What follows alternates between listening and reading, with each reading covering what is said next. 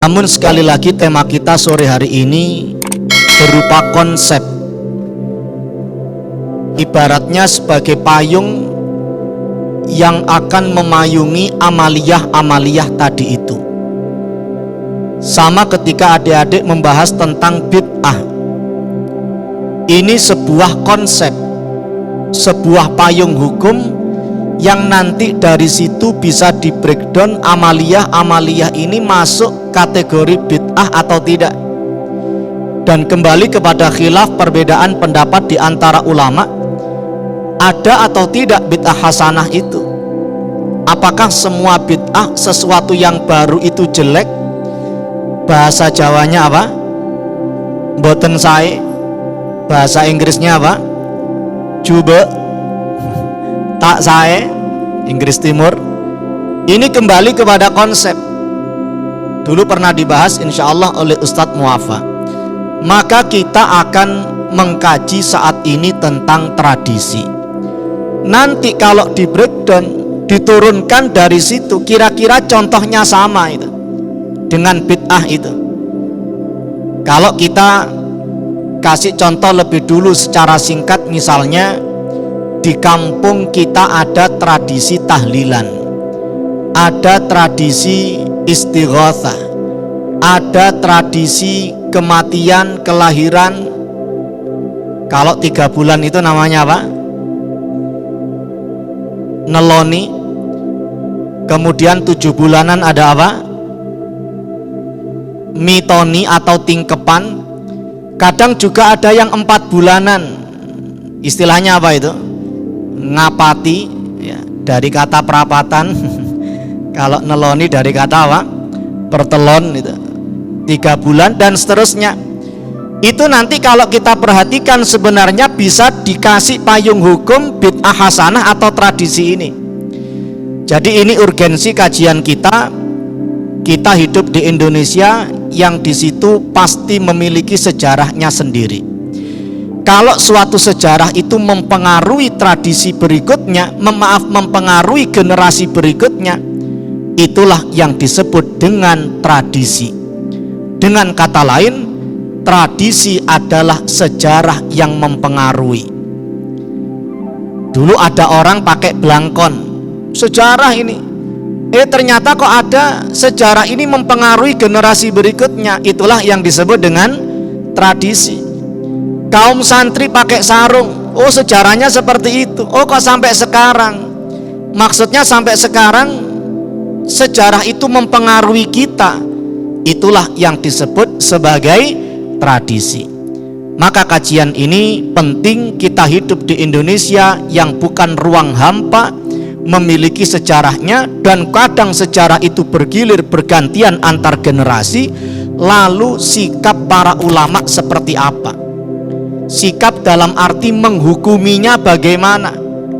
Kalau sudah ada hukum, bagaimana menyikapinya? Mereka adalah para juru dakwah atau dai. Menyikapi tradisi-tradisi semacam itu bagaimana? Maka mengkaji tradisi itu bisa saja bersentuhan dengan fikih, bisa saja bersentuhan dengan akidah, bisa saja bersentuhan dengan metode dakwah. Kalau saya menemukan tradisi seperti ini, metode dakwah yang saya gunakan seperti apa? Ini paling tidak kajian kita, dan tidak seperti biasanya kita tidak memotret per madhab gitu ya. Madhab Maliki gimana, madhab Syafi'i gimana, madhab Hambali gimana, Hanafi bagaimana. Tapi untuk khilafiyah menyikapi tradisi ini akan kita singgung secara singkat, paling tidak dalam satu alinea, bagaimana hukum tradisi menurut para ulama kita. Bapak Ibu sekalian, ada yang sudah jadi bapak? Calon bapak, calon ibu sekalian, pengertian tradisi. Kita mulai dari pengertiannya. Ada bahasa Arab di situ, al-urfu fil lughati al-ma'rifah. Wa yutlaqu 'ala syai'il ma'rufil ma'lufil ladzi istahsanathul uqul wastatabathul amzijah, dan seterusnya. Artinya, secara bahasa, uruf atau tradisi adalah sesuatu yang telah diketahui, dilakukan, dan dinilai baik oleh akal.